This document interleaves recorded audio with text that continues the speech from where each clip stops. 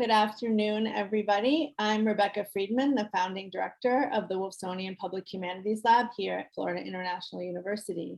And I'm very proud to welcome you to today's segment of season 5 of our Coffee and Conversations with the Miami Book Fair. A very exciting and important conversation for all of us awaits. We began our series a couple of years ago by now, I think, a year and a half ago by now, right in the heart of the pandemic when everybody was talking about pivoting. And as part of this Coffee and Conversation series, we've covered a host of topics, including how cultural institutions were handling this new environment, as well as histories of anti-Blackness in museum spaces and beyond. And this is our second time working with the Miami Book Fair, getting the opportunity to talk with some of their authors. So please visit us on our YouTube channel and watch our past episodes. So like I said, today with season 5, we're working with the Miami Book Fair, and we are fortunate enough to highlight a number of book fair authors and provide a kind of teaser for the fair itself. And today we talk with Ada Ferrer, author of Cuba, An American History. And she will be in conversation with my dear colleague, Julio Capo Jr., the deputy director of the Wolfsonian Public Humanities Lab. So it's all in the family today. Briefly, our format is simple and lasts about 30 minutes. At the very end, Julio will take questions from the audience, which you can submit using the Q&A button at the bottom. So without any further ado, let me introduce our two speakers, our conversationalists today. First, we have Julio Capo Jr., like I said, the Deputy Director of the Wolfsonian Public Humanities Lab and Associate Professor of History at FIU. He's conducted extensive research on Miami and the Circum-Caribbean, including his award-winning book, Welcome to Fairyland, Queer Miami Before 1940, which I've had the occasion to teach with him recently. And as curator for the exhibition Queer Miami, A History of LGBTQ Communities for History Miami Museum. He is a former journalist, and he's written for Time, The Washington Post, El Nuevo Dia from Puerto Rico, and through a number of grants and initiatives at the WPHL and at FIU, he is building a new Miami Studies program, and we're so fortunate to have him, of course. Next, we have Ada Ferrer, who is Julius Silver Professor of History and Latin American and Caribbean Studies at NYU, where she's taught since 1995. She's the author of Insurgent Cuba, Race, Nation, and Revolution, 1868 to 1898, which won the 2000 Brookshire Book Prize for the best first book by a woman in any field of history. And Freedom's Mirror, Cuba and Haiti in the Age of Revolution, which won the Frederick Douglass Prize from the Gilder Lehrman Center at Yale University, as well as multiple prizes from the American Historical Association. Her writing has appeared in the New Yorker, the Washington Post, The Hill, the American Historical Review, and she's held fellowships from the Guggenheim Foundation, the Coleman Center for Scholars and Writers, and at the New York Public Library, the American Council of Learned Societies, the National Endowment for the Humanities, and more. Born in Cuba and raised in the US, she's been traveling to and conducting research on the island regularly since 1990. So today we'll be talking about her latest masterpiece, Cuba, An American History. And that was the short version of her CV. So welcome to you both, and thank you so much for being here. Thanks for having me. Thank you. It is such a treat and a pleasure and an honor. I have been, I feel like, I don't think we've ever met in person, although we've met, but that is, I feel like so many other scholars of Cuba, of Cuban America, you are such an influence to so many of, and this work speaks to me on so many levels. So thank you for writing this book, and thanks for the opportunity to have this conversation with you today. Well, thanks for doing it. I'm really looking forward to it. Thank you. So I'm going to get right to it because 30 minutes is fast, and I could talk for, I have 1,000 questions. So I'll be, so I want to, one of the most powerful things about the book, you've been doing original and prodigious, archival research in Cuba for decades. And for those who don't, this is such a daunting task. That is, it's not easy to study Cuba for a million reasons, for those who don't know that. But why this book now? It seems to speak on so many levels to our moment. And I wonder if you could just talk about what this book means at this very moment. Yeah. Well, I proposed writing it originally during the Obama-Raul thaw And so my feeling then was that Americans were re-encountering Cuba for the first time in over 5 decades. And I felt like they needed more resources and more tools with which to do that. I felt like they needed an accessible, lively, fair, reasoned history of Cuba rather than something either very academic or dry or something very ideological and polemical. So I felt like when I started, I felt like the moment was right for it in terms of the relationship between the two countries. Then, also I had just finished Freedom's Mirror, which was a huge, book that not huge in pages, but, a huge undertaking in that it had taken me a long, long, long time to do. And it involved research in new archives and so on. So I just felt like I needed a different kind of project. And there was something appealing about the challenge of taking all of Cuban history and trying to distill it into something that people would want to read and that would be fun to write. So that's why I did it. And I would say, I know I can't talk for too long, but one other thing is that I also feel like the moment was right when I started in terms of US-Cuban relations. I feel like the moment is right at the moment I'm finishing, or that I finished, because of things that are going on in Cuba right now. I feel like it's really time to reckon with and reevaluate what the history of Cuba is, what the history of the Cuban Revolution is, what the history of the US's role is. I love that. It's true. I mean, it speaks on so many levels. Even the title, right? I mean, I love, you give so many good reasons for what the title means, and Cuban American history, that America is not the United States, of course, and that it's very much also about inter-American relations and Cuba-US relations. And there's something so deeply powerful about the way, I mean, you're such a beautiful writer, but there's something also just about you convey really powerful, intimate stories. Sometimes they're your own, not just in this book, but in public facing work that you do. I wonder if you can tell us a little bit about, I don't know, what are some of the, things that surprised you? Like, that is, as you're doing like this 400, this enormous span of time, I bet there were moments where you're like, oh, I feel like I needed to revisit that, or I didn't, Yeah. or we need to know more about this, even after you write it. I wonder how that.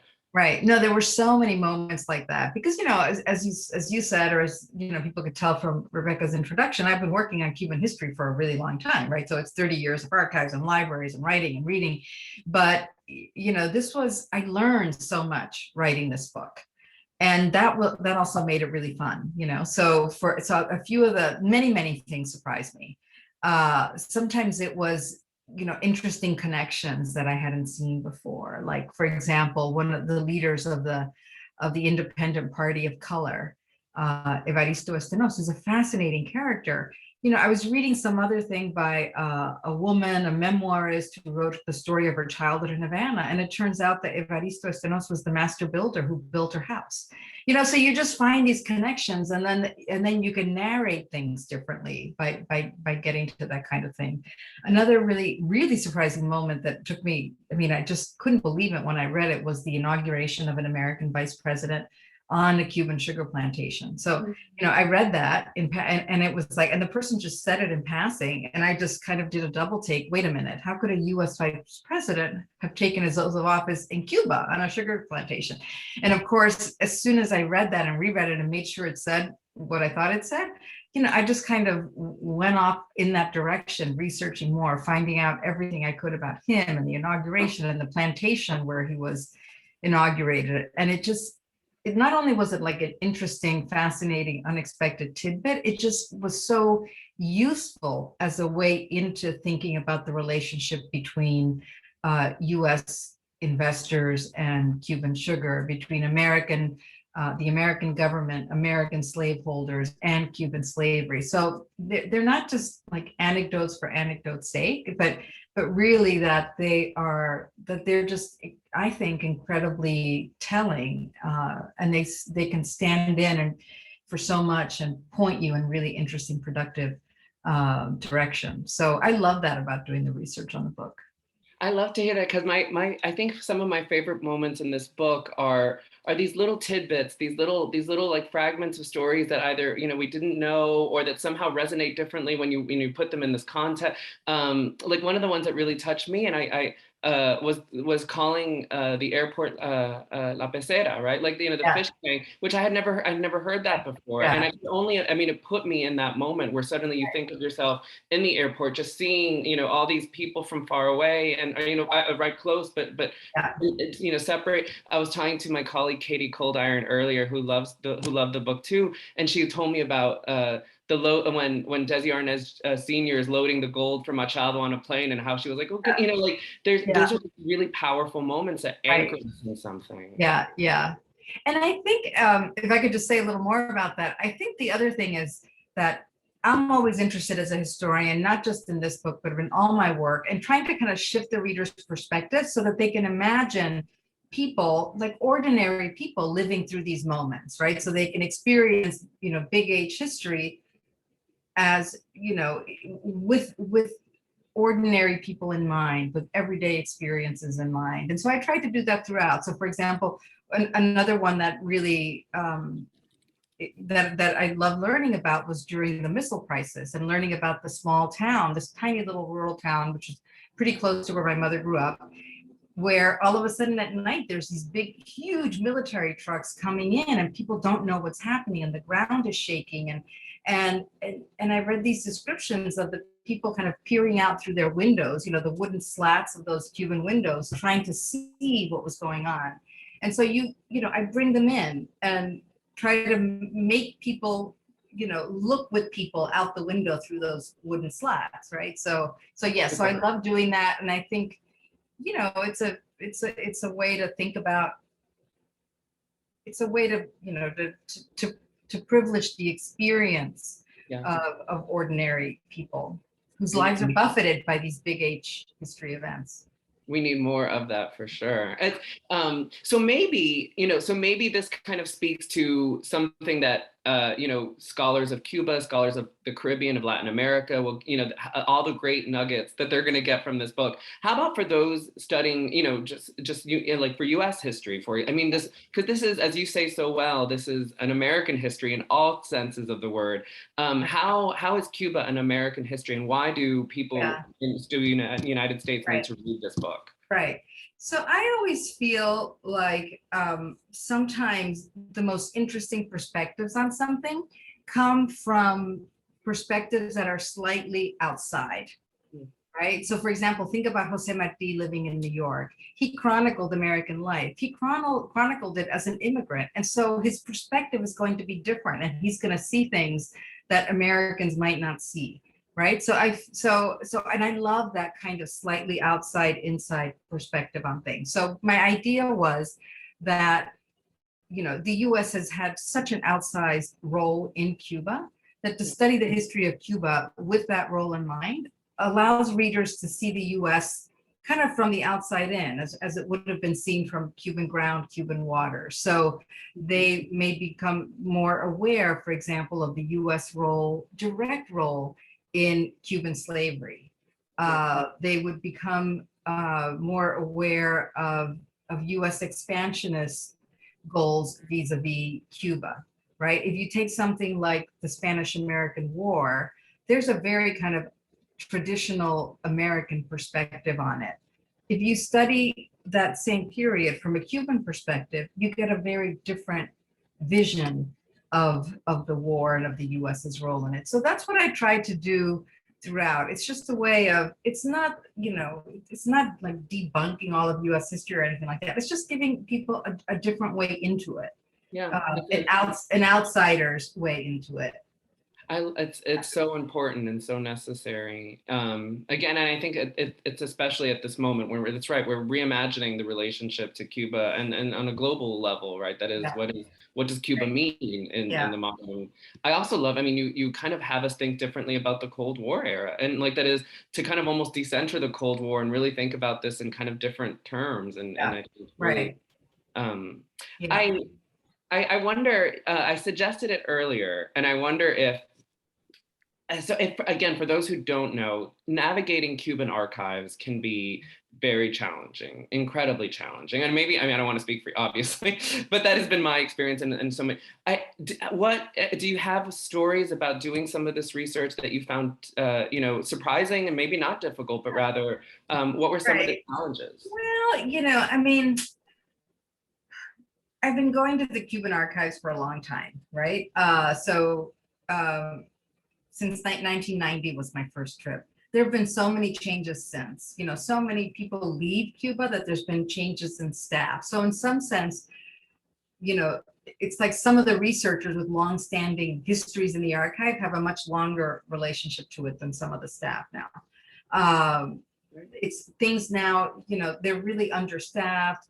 Documents disappear. If you use a document, there's no guarantee that it'll get put back. There's like piles and piles of stuff that haven't been returned to where they belong. So it is a difficult place to work. At the same time, I found amazing material there, and I met amazing people there. So I have very, very, even as it was difficult, I have very fond memories of it, and I remember typical like beginning graduate student archive story where you're sitting in the archive and you're getting these documents and you're thinking, oh my God, I can't make heads or tails of this. Heads or tail, what am I doing? What did I get myself into? So there was Spanish documents in the 19th century, a lot of times were folded. So I can't really explain it. They would write on one side of the paper and then fold it and write on the other, but they've been preserved unfolded. So I was trying to read all the way across, not real. Anyway, so things like that you think, what are you doing? But then I remember the first time that I saw, and I mentioned this in the book, the first time I saw somebody's X. Yeah, someone who couldn't sign and wrote an X, and you could you look at the mark and you realize, first of all, it's not an X, it's actually a cross. And you can see the squiggly lines. You can imagine a person holding a quill or the writing instrument who had never held it before and didn't know how to hold it, right? So there were moments like that I remember. I found one time actually this was in Spain, a list written by Antonio Maceo, like in the camp where you can tell he was maybe like nothing was going on that day and he was kind of bored and he liked making lists, and so he made a list of like Spanish generals. There were conversations with archivists that were really interesting, and they sometimes had really different perspectives, but I learned from them and from the disencounter sometimes between our perspectives. So it's a fantastic place, but it's it's not always easy, but you just kind of do it, you show up and you keep showing up and you keep showing up and you do it. Well, we're grateful for it. I mean, we've learned so much new stuff from all the work you've been doing over the deck. I mean, as you said in the book, beginning in your relationship to the archive. It's now since the in the special period. I mean, that is. Yeah, and I remember sitting did I mention this in the book, sitting in the archives in those early trips, which was during the special period when they were building underground bunkers in case of an American invasion. And I would be sitting in the archive and I could hear the explosions, so yes, it's been a long time. Yeah. It's hard to focus when you're thinking about. Yeah. Right. One of the things there's so much to love about this book. And one of the things I really love is that, you very clearly show how Cuba transformed Miami. And then you also, remind us that Miami also transformed Cuba. And I wonder if you could tell us a little bit more about that. Like, what are the, what do you see as the impact of all that today? Yeah. Well, I think there's a certain way that, that people who don't have much experience with Cuba or Miami think about both places, and they think about them as very separate. And they think about Cubans on the island and Cubans in Miami as somehow like diametrically opposed. And of course, if you have any kind of experience with Cuba, you realize that it just doesn't work that way. That doesn't describe the relationship, the history. And so, I feel like in case of Miami, it's very obvious, right? You've got this massive Cuban diaspora that's been there for, since before 1959, but definitely in greater numbers after 1959. That has also changed over time, changed the city, changed neighborhoods.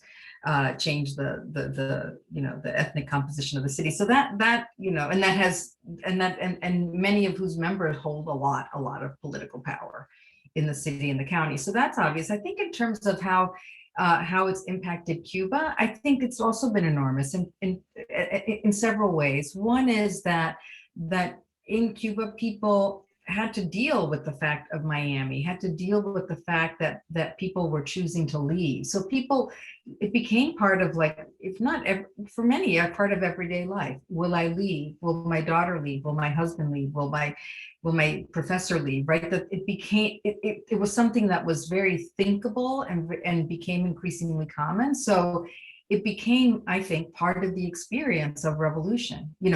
Considering leaving, saying goodbye to people who were leaving. That is part of the experience of the Cuban Revolution.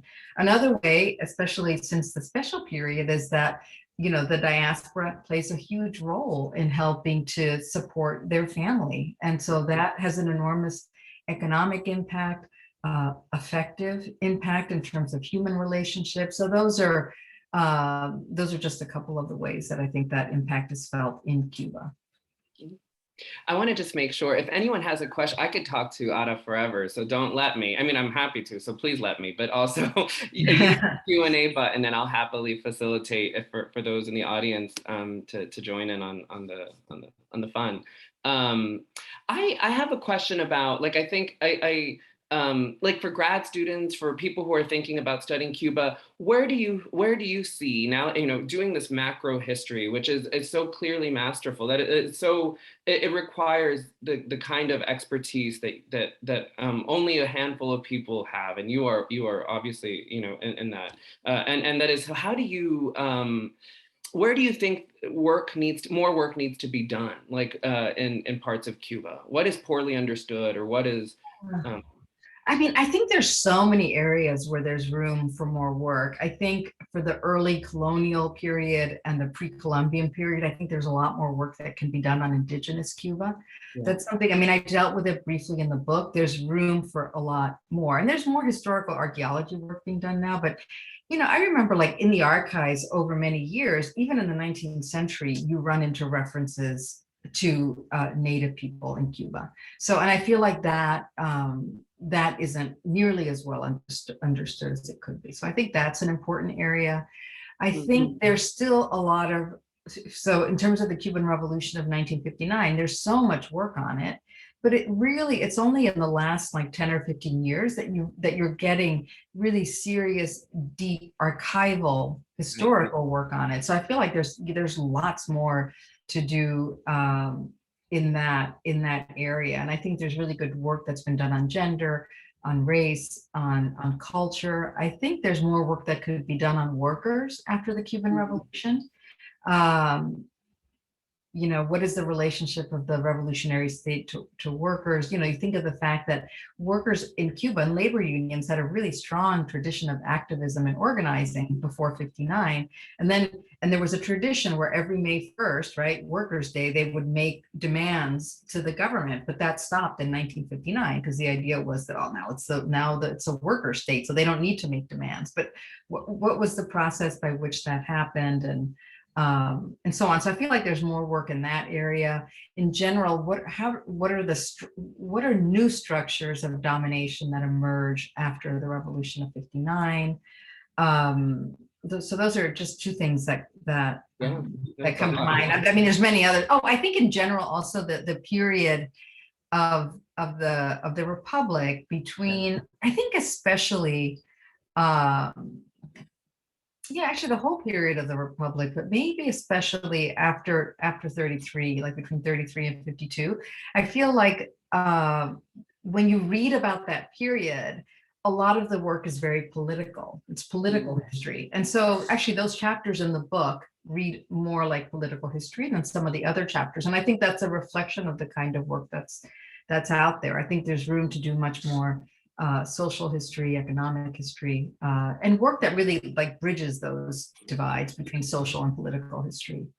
That's so helpful, I think, to so many, because it's true. It's not just, even while a lot of work and really great work is done, as new archives are opening, as new Right. materials become available, and that the archives themselves don't just exist in Cuba, don't just exist, like that Right. isn't, it's like any place, right? That these Right. are, they exist in the imagination, in people's memories. There's so much to, yeah, thank you for that. So we have a question from Daniel Miguel.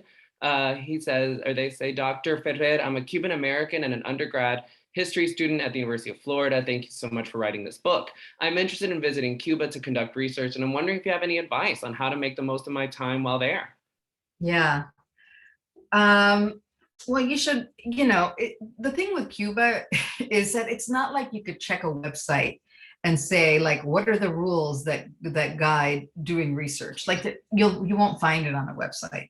The other thing about Cuba is that the rules change all the time and the norms change all the time. So what I tell you may already be out of date. The last time I was back was November 2019, so a few months before the pandemic. But I actually didn't go to the archive that time. So, like, I don't know right now if the archives are requiring that you have an academic visa, because basically you have to show like a letter of introduction. But often in Cuban archives, you need a Cuban institution to vouch for you. And you also need to prove that you came in with an academic or a research visa as opposed to a tourist visa. So that was the norm a couple years ago.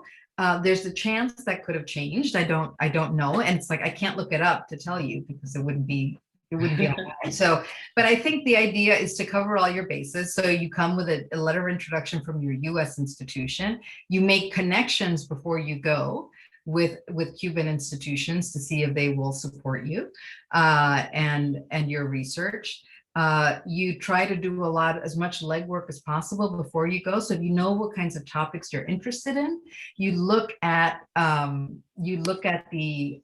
at people's footnotes and endnotes to figure out what collections will be useful. And I was about to say that if you're at the University of Florida, you should talk to Professor Lillian Guerra, who's done enormous amounts of really path-breaking research in Cuba, and she will surely be able to point you to some of the right people to make contact with. But some of it, as I mentioned to Julio before, some of it is just showing up and like showing up repeatedly. Like, it's not going to be easy. And a lot of times they'll say no. And they'll say, oh, but it needs to be approved. Oh, you're only here for a week. Well, that's going to take 3 days. And you just keep like, not insisting rudely, that won't work. But you keep like, just pressing, oh, I really need to do this. Oh, maybe I'll come back tomorrow. Oh, this. Oh, well, do you think I could talk to, and you just, you use all your charm and all your persistence. Try to do it. Yeah. That's so helpful. And it's true. It's different. I mean, it's different every day or every, it's very much on the, I don't think I ever told you this, but one time I was doing research in Nassau at the National Archives in the Bahamas, and I saw in the register book that you had been there like 2 or 3 days before. That is like to talk about the amount of research that Ada does, of course, exists in like multiple archives across nations. And boy, that was just happenstance. I was there one day and did not find what I was looking what I was looking for, but I checked it out.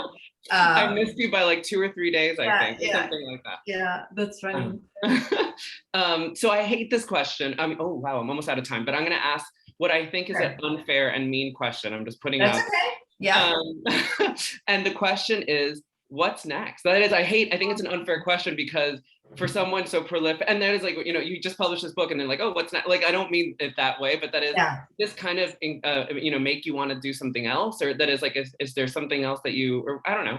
Yeah, part of me one reason I wrote this book is that I couldn't decide what to do. Like the second book was about Cuba and Haiti, and I knew I wanted to go back and do a Cuban project. But I couldn't decide, do I want to work on the revolution? Do I want to do the 19th century? I couldn't decide. So I said, I will do it all.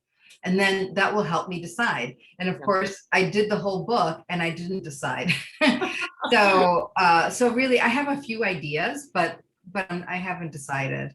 I don't think I'm going to work on the revolution, though I might do something a little bit more like personal family history related to the revolution.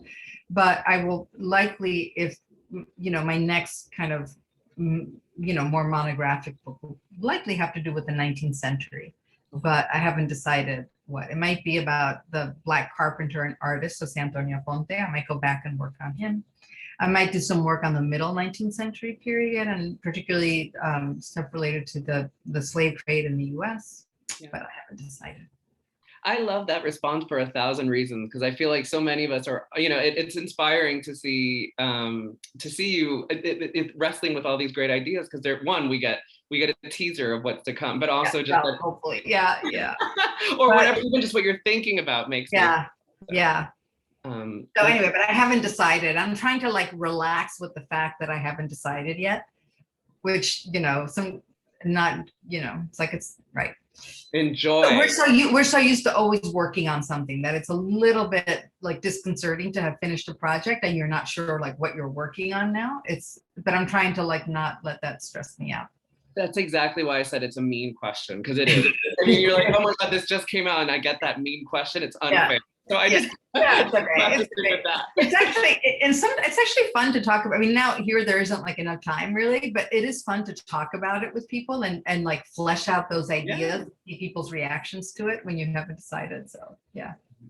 Well, thank you so much for it's such a treat to I could be in conversation with you forever, and thank you for all the work you do. Oh, thank you, and thanks so much for doing the interview and for your work, which I told you my daughter is now reading and enjoying very much. So that means everything. Thank you. Hi, Rebecca. Well, thank you both. I popped back on, which is how we do this.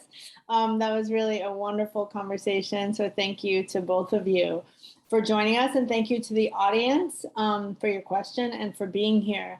So please visit us online and on Twitter and Facebook. And Ada is just one of the many authors from around the world participating in the Miami Book Fair 2021, the nation's largest gathering of writers and readers of all ages. They are so looking forward to sharing their work, thoughts, and new ideas with everyone in person and online. And our author today will be there in person. So please come visit her there as well. We can't wait for that. Please visit Miami Book Fair for more information and follow Miami Book Fair at Miami Book Fair and hashtag Miami Book Fair 2021. So everyone, please join us on Thursday when we continue this journey, which I think has 3 more episodes left for this season, if I'm not mistaken, for my own conversation. So I will be Julio on Thursday with Dara Horn, the author of People Love Dead Jews, Reports from a Haunted Present. I have so many questions and I can't wait. So thank you again for being here today, Ada, and thank you, Julio. This was really wonderful. Thank you. Great rest of the day. And have a good rest of the week. You too. Bye. Bye. Thank you.